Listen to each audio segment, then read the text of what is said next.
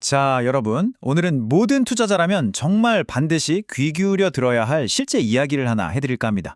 만약에 내가 쓰는 주식 앱에 빨간 글자 딱 하나 떴는데 그것 때문에 평생 모은 돈이 그냥 한순간에 사라질 수도 있다면 어떠실 것 같으세요? 이게 그냥 영화 같은 얘기가 아니라 한 평범한 직장인에게는 정말 악몽 같은 현실이었습니다. 이 끔찍한 악몽, 그 한가운데에는 어쩌면 우리와 똑같은 아주 평범한 투자자 A씨가 있었습니다. 이 A씨는요, 평범한 직장인이었는데 그동안 아껴서 모은 돈의 꽤 큰 부분을 대박테크라는 코스닥 회사에 투자를 했어요. 당시만 해도 회사가 내세운 새로운 사업 비전도 되게 그럴듯했고 또 인터넷 커뮤니티 같은 데서도 막 좋은 얘기가 많이 들리니까 이건 진짜 되겠다 하고 확신에 차 있었던 거죠.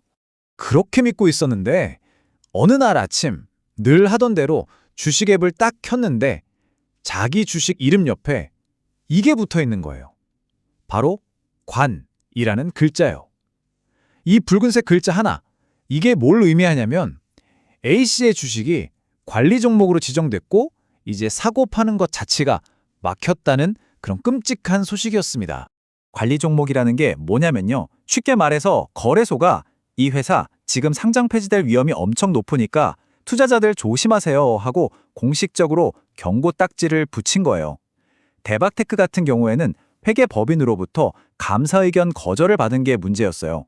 이게 진짜 심각한 건데 회계 전문가들이 이 회사 장부는 도저히 못 믿겠습니다 하고 그냥 손을 들어버린 거나 마찬가지거든요.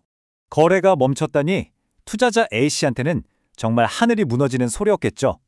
하지만 대박테크는 여기서 그냥 주저앉지 않았습니다. 바로 반격에 나섰죠. 회사가 뭘 주장했냐면요. 아니, 옛날 규정대로라면 감사의견 거절을 2년 연속으로 받아야 상장 폐지인데 왜 갑자기 1년 만에 폐지할 수 있게 규칙을 바꿉니까? 이건 너무 가혹하고 우리 회사를 그냥 찍어 누르려는 거 아니냐 하면서 소송을 건 겁니다. 거래소 규칙이 너무 불공정하다는 거죠. 자, 이렇게 법정 다툼이 한창일 때 A씨를 포함해서 아직 회사를 믿고 있던 투자자들은 어떻게든 회사를 살려보려고 애를 썼습니다. 그런데 바로 여기서 정말 아무도 예상치 못한 충격적인 일이 벌어집니다. 회사가 급한 돈을 마련하려고 제3자 배정 유상증자라는 걸 했어요. 이게 뭐냐면 A씨처럼 특정 몇몇 사람들한테만 시장 가격보다 훨씬 싼 값에 새로운 주식을 살 기회를 준 거예요. 뭐 회사가 완전히 망하는 걸 막아보려는 정말 필사적인 마지막 카드였던 셈이죠.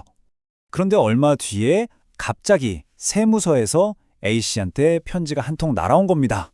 열어보니까 세상에 엄청난 금액의 증여세를 내라는 고지서였어요. 정부 주장은 이거였습니다. A씨가 주식을 싸게 샀으니까 그 차액만큼 공짜로 선물을 받은 거나 마찬가지다. 그러니까 세금을 내라. 이런 논리였죠. A씨 입장에서는 정말 황당했겠죠. 그래서 이렇게 항변했습니다. 아니, 이게 말이 됩니까? 이 주식은 지금 관리 종목이라 언제 상장 폐지될지도 모르는 사실상 휴지 조각이나 마찬가지인데 이런 위험은 하나도 반영 안 된 시장 가격을 기준으로 세금을 매기는 게 어디 있습니까? 하고 엄청나게 분노했죠. 자, 보세요. 한쪽에서는 회사가 상장 폐지를 막으려고 싸우고 있고 다른 쪽에서는 그 회사를 도우려던 투자자가 세금 폭탄을 맞았습니다. 이 복잡하게 얽힌 사건, 과연 법원은 누구의 손을 들어줬을까요? 사건은 대법원과 조세심판원까지 올라가게 됩니다. 결론부터 말씀드리면 판결은 아주 명확했습니다. 그리고 아마 많은 분들이 좀 놀라실 수도 있어요. 먼저 대법원은요, 상장 폐지 규정에 대해서 이렇게 판결했습니다.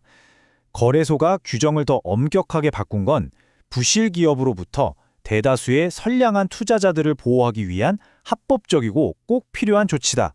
라고요. 결국 거래소의 손을 들어준 거죠. 그럼 세금 문제는 어떻게 됐을까요? 조세심판원도 마찬가지였습니다. 주식이 관리 종목이라고 해도 어쨌든 시장에서 거래가 되고 있다면 그 시장 가격이 세금을 매기는 법적인 기준이 된다. 싸게 산 만큼의 차액은 증여가 맞다. 이렇게 결론 내렸어요. A씨의 그 억울한 심정은 법적으로는 받아들여지지 않은 거죠. 아니, 왜 이런 판결이 나왔을까요? 법의 논리를 한번 들여다보면요. 마치 사과 상자에서 썩은 사과를 골라내는 것과 비슷해요. 재무제표를 믿을 수 없는 회사는 썩은 사과의 셈이죠. 법원은 이 썩은 사과 하나 때문에 옆에 있는 멀쩡한 사과들, 즉 다른 투자자들이 피해를 보기 전에 빨리 상자에서 꺼내버리는 게 맞다고 본 겁니다. 그럼 세금 논리는요? 이건 벼룩 시장을 생각하시면 쉬워요.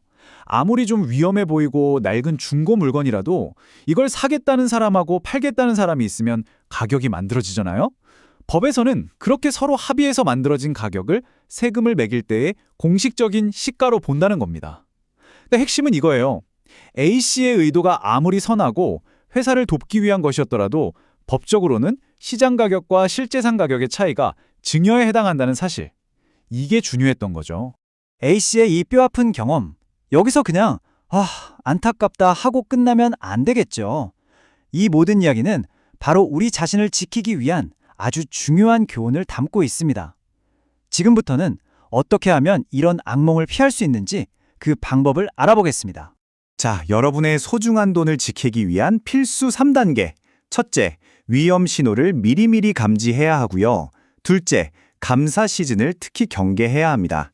그리고 마지막 셋째, 구조 자금을 넣었다가 세금 함정에 빠지는 걸 피해야 합니다. 자, 그럼 어떤 위험 신호들을 봐야 할까요? 대표적으로 자본 잠식이 있습니다. 회사가 손실을 너무 많이 봐서 처음 사업 시작할 때 냈던 돈, 즉 자본금까지 까먹고 있는 상태예요.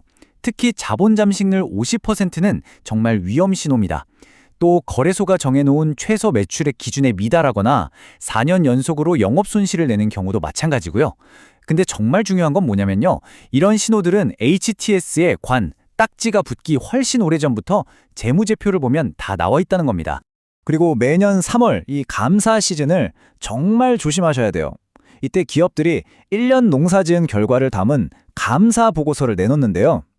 여기서 회계법인이 적정 의견이 아니라 부적정이나 의견 거절 같은 걸 줘버리면 그 즉시 관리 종목으로 지정될 수 있습니다.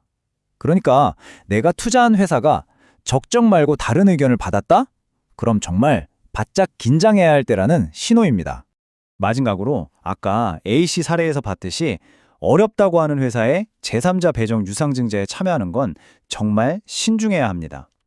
당장은 주식을 싸게 사는 것 같아서 이득처럼 보일 수 있지만 그 할인받은 금액이 나중에 엄청난 증여세 폭탄으로 돌아올 수 있다는 거 절대 잊으시면 안 됩니다.